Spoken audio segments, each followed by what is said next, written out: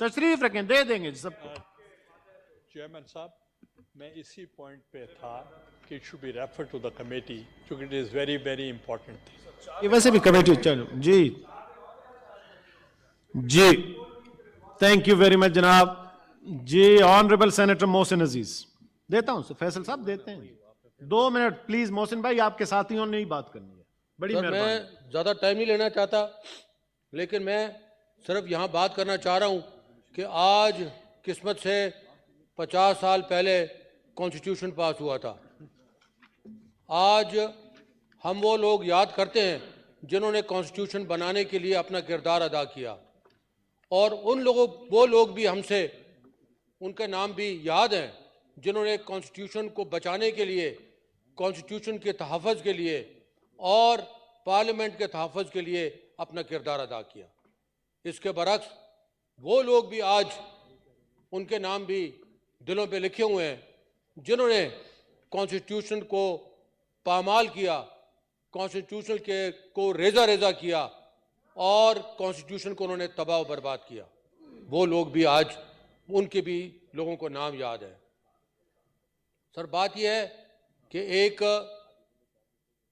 सर्वे के मुताबिक अल्लाह ताला की किताब कुरान पाक, जो हम पे इसी माह में हमारे रसूल सल्लल्लाहु अलैहि वसल्लम खातिमुन नबीन के थ्रू हम तक पहुंची, वो ऐसी किताब है जो हमारे लिए मशअल राह है। वो हमारे सब का एक कॉन्स्टिट्यूशन है और वो हम सब पे लाजिम है। लेकिन उसके मुतालिक जब बात की जाती है तो ये बताया जाता है कि ये वो किताब है जो सबसे ज़्यादा पढ़ी जाती है दुनिया में। सबसे ज़्यादा पढ़ी जाने वाली किताब कुरान पाक है, लेकिन उस पर अमल सबसे कम होता है। कुछ यही हाल हमारे कॉन्स्टिट्यूशन का भी है कि कॉन्स्टिट्यूशन में जो लिखा गया है आज कहाँ है।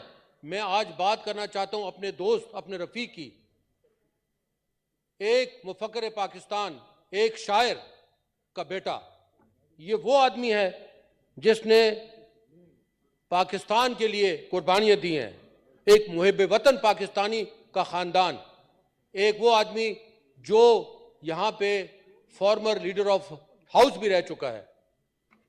ये वो ख़ानदान है जो अपने असूल पसंदी के लिए पाकिस्तान में नहीं दुनिया में मशहूर है। उसका बेटा शिबली फराज, हमारा भाई, इस हाउस का मेंबर के साथ क्या सलूक हुआ। आया ये कॉन्स्टिट्यूशन है? उसके पास कोर्ट में जाने के लिए कोर्ट की तरफ से इख्तियार मौजूद था, उसका नाम मौजूद था। उसके साथ क्या सलूक हुआ? मैं उसको मिलने के लिए गया, वो चलने के काबिल भी नहीं था। भेड़ बकरियों के साथ भी वो सलूक नहीं हो सकता, न किया जाता है जो कि उसके साथ हुआ।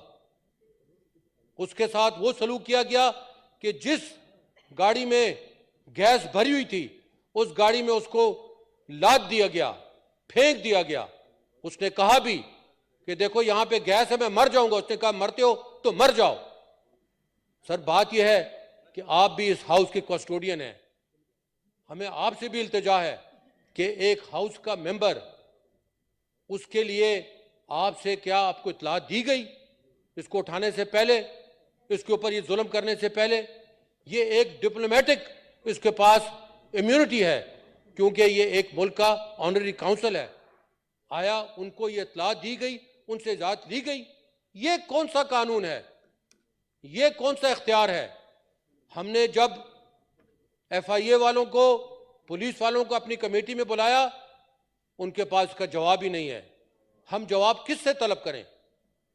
आया आज आप जो इस कॉन्स्टिट्यूशन की बात करते हैं, ये फर्द का तहफ़्फ़ुज़ इस कॉन्स्टिट्यूशन में लिखा गया है, वो कहां पे है? आप कहते हैं यहां पे कि राय की आजादी है। किस कॉन्स्टिट्यूशन में है? वो कॉन्स्टिट्यूशन कहां चला गया? कौन उसको मानता है? नकलो हरकत की जो है उसकी पाबंदी पे कॉन्स्टिट्यूशन में जो है उसमें ममानियत है। कहां गया वो कॉन्स्टिट्यूशन? एक इंसानी हकूक की आजादी पे कॉन्स्टिट्यूशन लिखता है बोलता है, कौन मानने वाला है? बात यह है कि आप कॉन्स्टिट्यूशन की बात करते हैं, अब कॉन्स्टिट्यूशन को जो बात आप करते हैं थैंक यू उसमें, सर मेरी अर्थ सुने थोड़ी, सर 5 मिनट सर मेरी बस मैं खत्म करता हूं सर। जी बात यह है कि जो लोग आज कॉन्स्टिट्यूशन में लिखी हुई किताब के मुताबिक, वो बिगोड़े लोग जिन्होंने के इस्तीफा देने के बाद भाग गए थे, वो आज सुप्रीम कोर्ट को खुल्लम खुला नंगी गाली दे रहे हैं और वो पार्लियामेंटेरियन अपने आप को कहलाते हैं। मैं ऐसे लोगों पे मैं शेम भेजता हूं। बात यह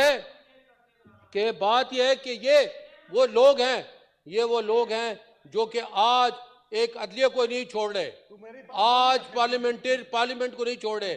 आज जिस तरीके से ये रेजोल्यूशन लाया गया, सदर पाकिस्तान का जो मनसब है वो इनकी गलाजत से पाक नहीं है।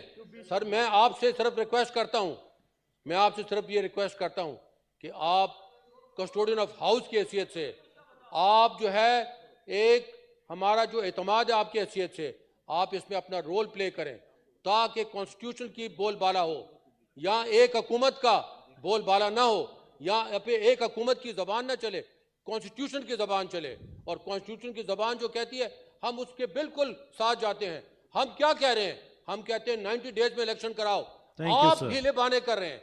हम क्या कहते हैं कि जो कॉन्स्टिट्यूशन में लिखा गया है, जो हमारा रोल है, जो हमारे इस पे जो हमने जो पढ़ते हैं यहाँ पे आके, हमने जिस ओथ का जिसके हम जिम्मेदार हैं, जो हमने ओथ लिया है, उस ओथ की हमें पामाली नहीं कर सकते। हम उस ओथ का हमने पासदारी करनी है, उस ओथ को हमने उठाया है।